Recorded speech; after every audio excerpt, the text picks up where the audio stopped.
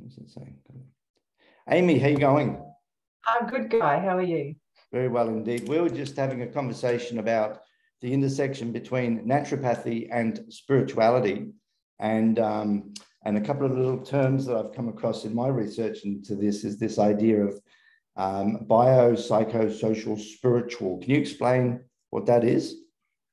Well, I think it's a modern attempt to try and give a more specific title to the concept of holism. And holism is a core philosophical tenet of naturopathy. And it acknowledges that you can't engage with anyone's healing journey without accepting that they are a biological, psychological, social, and spiritual being.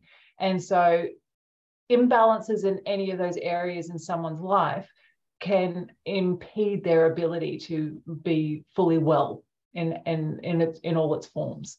And so that's really the idea of that. And so it's not to say that we center spirituality in a naturopathic healing consultation or treatment plan, but we acknowledge it, and where the person is open to having that conversation, we support and encourage them to have an enriched spiritual life, whatever that means for them. Yeah, and it's that whatever that means for them, which is a really kind of difficult part of a conversation about spirituality, but it's not completely unframed. So what I've seen here, again, just in my little bits of reading, that in the context of naturopathy, then spirituality is referring to values, beliefs, identity, and purpose. And it's sort of that inner, one of those expressions is the inner self, that sort of stuff that's that is deeply seated in us. And so what they're saying as well is, just to use one of these quotes here, that, what was it?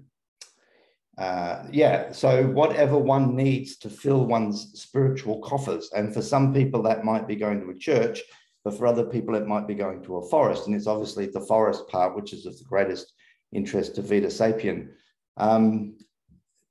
So values, beliefs, identity, and purpose. Would you add anything to that list? Is that how you'd frame it? Yeah, I think so. I think the idea, particularly, the naturopathic approach is incredibly person-centered. And so there's a real emphasis on working within the value system of the person that you're providing care for. But the examples that you gave are really great, because one of the things, and I guess this is a slight deviation from your question, but the naturopathy not only recognizes that people can have a spiritual engagement with nature, they actually recognize that engaging with nature is actually a healing experience unto itself. And there's a heap of science around it, but even at a level that science as yet cannot measure, there's a healing element of just being in a natural space. And that is one of the principles of naturopathic practice. So we've got core philosophical tenets that underpin everything that we do, and holism being one of them. But we've got 7 accepted naturopathic principles, and one of those is the healing power of nature. Right. And and of course, nature is a really interesting word that I've had to define a few times, because and I'll just deviate here just to come back to this point. If a monkey uses a stick to get ants out of an ant's nest, then you could say that the use of the tool is natural, and by definition, the development of nuclear weapons is also natural if you're following. So nature needs to be defined, if you know what I'm saying. Nature also involves black holes and subatomic particles, but that's not really what we're talking about when we're talking about nature. We're talking about being in landscapes, coastlines, forests, streams, rivers, and so forth. Is that right?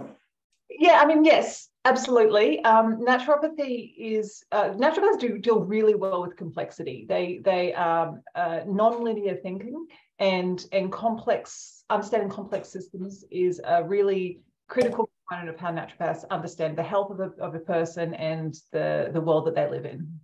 And so as a result, most of those things that we do are layered. So in the concept of the healing power of nature, there's the fact that using natural treatments or treatments that are derived from as close to the naturally occurring source as possible is the preferred way to start a treatment. So we actually draw on nature to provide treatment, but we also accept that being in nature is part of treatment. And so it's a multi-layered view. But yes, in the term that you're talking about, landscapes, environments, going for a walk on the beach, getting some fresh air, it doesn't have to be locking yourself in a log cabin for a month. It's just simply a case of out, touching a few trees as you're walking down the street and just having that contact with the natural growing world that surrounds us, but we're often so disconnected from. Yeah, lovely. And and of course that sort of suggests that maybe a lot of the ailments that we have that we need curing from, if you like, are actually sort of caused by the technosphere in a way. The fact that we live surrounded by stuff that we've built and tarmac and concrete and motor vehicles and exhaust is sort of, part of this underlying, health issue is the fact that we actually live in the thing that we've created, and that we've had to actually push aside natural landscapes in order to build it, and it comes back to this, a term that I'll quote this. It's from, I read this years and years ago and it just stuck in my mind. Let me see if I can just find the quote. This was in the conquistadors that went into South America, the Spanish Hernan Cortez, said to one of these Mayans or one of these indigenous tribe people, he says, "I and my companions suffer from a disease of the heart, which can only be cured with gold." And that was the explanation of why it was that they were prepared to rape and murder and kill millions of people, because and again, it comes back to this disease of the heart, the soul, the spirit. And part of the conversation I was having yesterday on Zoom with Dr. Peter Carter, who's a physician, but is also an expert IPCC reviewer, so for the climate change reports. And we were talking about oil men, fossil fuel executives who continue to perpetuate this ecocidal industry, and how what's fundamentally wrong or allowing them to do that work is that there is something spiritually out of balance with them. Or out of balance with respect to nature, obviously not out of balance with respect to making money and power. Okay, and so I guess what I'm sort of seeing here, that through this spiritual angle of naturopathy, you've actually got a way of sort of explaining the destruction of the global ecosystem because of this spiritual disease of the heart that many people have. Does that make sense to you? Yeah, I think so. And I think it's not always going to be the cause of the condition, but it is always going to be getting in the way of the healing.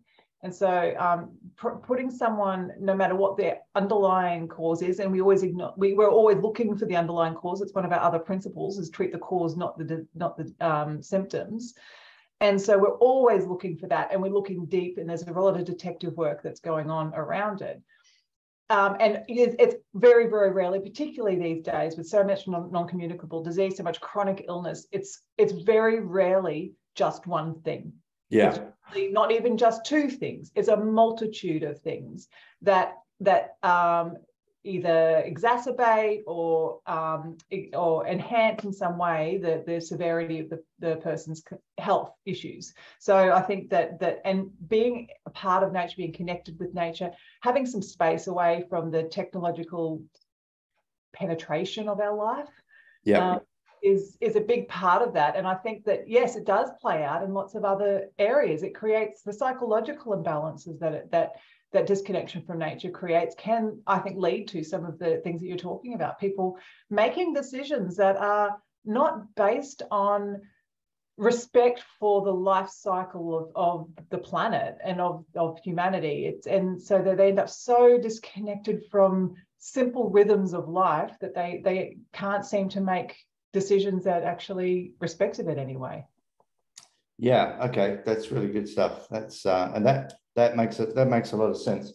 Back to this idea of the spiritual coffers, and so in my Vita Sapien, the booklet that I write, one of the little passages that I keep coming back to in finessing is that the many different things that we can put into our spiritual coffers, like a little chamber that you can open up, like a sea chest, and you put different things in. And what we've sort of been trying to sort of put forward is that you've got to have a bunch of nature sitting at the bottom of that. It doesn't matter if you're spiritually connected, by things that aren't nature. That's not really the problem so much as that a proportion of your spiritual coffers ought to be filled with this nature stuff in order, and it's grounding because it's like an ultimate truth. It predates the technosphere, Yeah, and I think my experience of talking to people about Vita is they all get that feeling of looking at, whether it's just a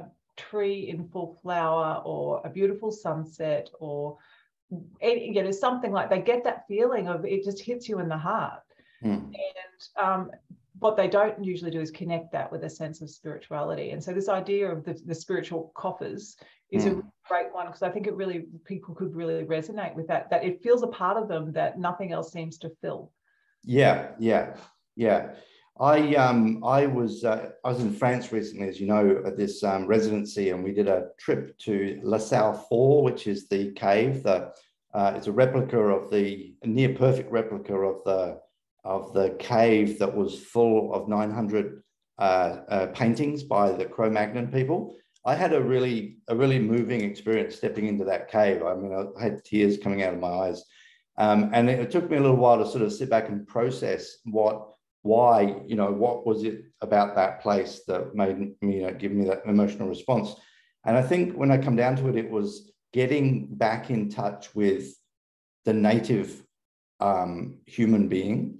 So, we've grown up, like I'm 55, for example, but I've grown up surrounded by motor cars and houses and ideas of religion and God and all the rest of it. And when you step into the cave that the Cro-Magnon had painted, you sort of step back 20,000 years, way before any of the modern philosophies, way before any of the modern technologies.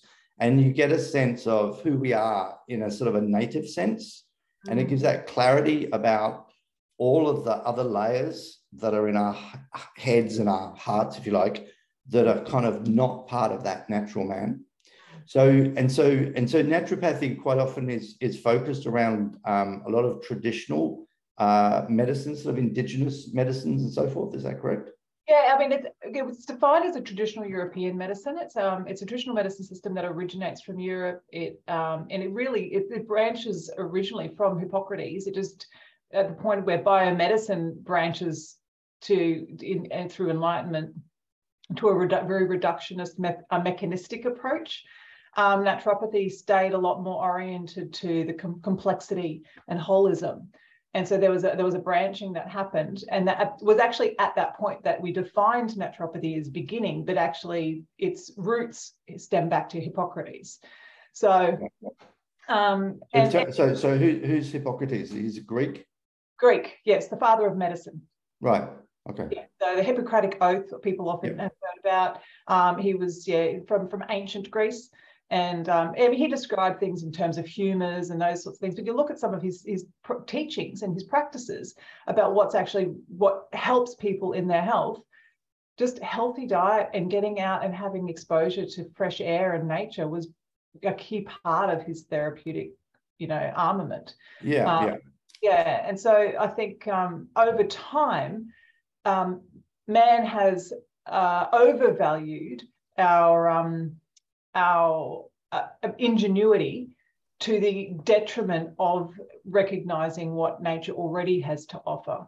And so naturopathy is in a very unique position because it stems from that connection with that has that shared roots with biomedicine. Yeah. So we actually understand biomedicine very, very well for a traditional medicine. But we also really move to have a balanced approach of adopting new science and new information as it comes through, but still practicing it within that philosophical and principles-based framework. Yeah. You mentioned biomedicine. That's specifically like plant-based medicine as opposed to some of the more synthetic stuff. So biomedicine is conventional medicine. It's pharmaceutical medicine. It's the medicine of today. Right. Okay. So no, biomedicine is the medicine of today. Okay, right. And of course, Hippocrates would have been advised by cultural, health traditions that go back, obviously, that preceded him way back. So he was what, around 3,500 years ago? Yeah.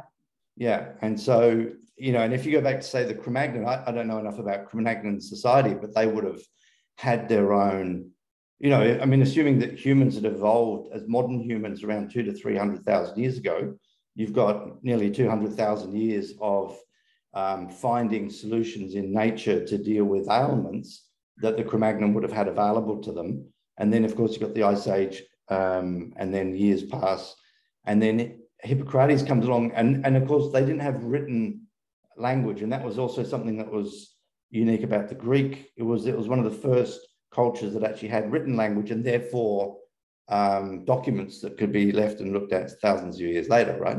Yes. I mean, Chinese medicine or Chinese were documenting around that time as well. So they have a long history as well, but absolutely. That's where the idea of prehistory versus history is when things start getting right down. There's also a lot of, in Europe in particular, the Celtic communities, they chose not to document. They relied primarily on oral tradition on purpose, because they felt that there was too much is open to misinterpretation. If you wrote it down, someone could pick it up and read it out of context. Whereas if you're teaching people, they get all of the context, and they ensure that whoever they're saying it to gets all that context as well. Yeah. So what was happening around that time is you would have the Greeks. The Greeks heavily influenced the Celts as well. And the Celts were obviously very nature-based spiritual practices and culture. So there's a lot of a mix happening in that area. And the original kind of identified forefather of at the point at which naturopathy became clearly its own practice in medicine was a German-based hydrotherapist, Benedict Lust, and but they draw still on a lot of Mother Hildegard von Bingen, who's another German nun from, goodness, I'm trying to remember, is it the 1300s? Might even be earlier than that. And she was a very, very intelligent woman, very spiritual, very intelligent, and she did a lot of work in codifying how we can use the natural world for health and healing as well. Yeah, actually, say her name again. Hildegard of what? Hildegard von Bingen, Bingen. Right. Okay. I'll tell you a funny story. So a friend of mine who I met in Bellingen a couple of years ago told me about this woman who was she's a monk or something? Oh, a nun. Yeah. Yeah. And who was probably the best example of the intersection between nature, the way that Vita Sapien would describe it, and Christianity. And she shows up in the literature around naturopathy. Okay. And the thing was that I actually forgot her name, and I started searching what the hell's her name, Googling her, trying to find this monk woman, this nun. And I sent an email to my friend, but he hasn't responded because he's really busy. And I'm like, she's back. Well, I tell you what, I just bought this special issue in Dijon in France when I was just there, of all dedicated to Hildegard von Bingen. It is written in French, so I'm not really sure if it's much use to you, but if I can get anything useful out of it, in my own meager French, I'll let you know. Yeah, no, I might just look her up on Wikipedia to start, rather than learning French. Okay, that's really interesting stuff. Let me just have a look at my notes. That's quite fascinating. Is there the way that when I go onto say Google Scholar looking for science papers on spirituality, I often find that a good chunk of them are coming out of medical practice. So would there be a sort of a distinction in the way that naturopaths deal with spirituality versus the more biomedicine traditional approach, or is it sort of grounded in the same space? I honestly couldn't say in a definitive way, and that's just the researcher in me hedging my bets. But because ultimately there's it's not something that naturopathy has focused on collecting information about when I practice in this regard, because most of what we've been doing historically when we've been undertaking research about our practices has been collecting information about the stuff that medicine are mostly interested in. And there's actually not a lot of focus on that at this point in time. Yeah, okay. What I can say is that things like yoga and meditation and some of those mindfulness practices are really important for tools within naturopathic practice. Yeah. So I think that there's that broader practice of finding ways for people to center and even if it's not necessarily they're presenting with anxiety, but just even understanding that having people be calm and centered helps their digestion that's kind of that holistic complex thinking that naturopathy does in its part of its way of helping people through healing. Yeah, okay. And there's a theory called terror management theory. Do you deal with that? No, I haven't heard of it. So it's not about terrorism. It's this idea that as the human species evolved, there would have come a point at which in the evolutionary process where we became conscious of the fact that we would one day die, right? So something that the other animals don't have is that, well, we don't believe that they have a consciousness about the fact that they're going to one day die. Everything's going swimmingly, and the next minute they're dying. It's the first insight they have to it. And terror management theory sort of posits that at that point of developing the awareness of one's mortality would have created a sort of like a paroxysm of terror. It would have created terror, and it would have disturbed the individual. And what they were saying was that the terror management theory holds that this is sort of the origin of religion. And it's this idea that if one has a worldview and they're living in accordance to the worldview, then that makes the concept of dying so much more palatable. Right. So, and it's sort of taken to the extreme with the Christians, which says that if you follow the worldview of the Christians, then you go to heaven for eternity, which makes the whole idea of dying actually kind of not such a bad thing after all, right? Yeah. But just coming back to the point you made about this sort of unease that your digestion is going to be, you'll digest your food more proficiently if you are relaxed, then part of being relaxed is living in accordance with the worldview. Yeah. And I guess really that's part of what I've been trying to do with in Vita, is to try and write a worldview that gives the human race the best chance of surviving the 21st century. Yes. So it's got to be a worldview that's grounded in dealing with climate and ecological collapse, which is our life support system. Yes. Okay. Oh, okay. That's great. This is good stuff. How about we stop here, okay, and then maybe come back and have another conversation down the track when we've got some more thinking and ideas and different areas to explore. Yeah, love it. Okay, great. All right. Thanks, Thank you, Amy. Thanks very much. You're welcome. Bye-bye.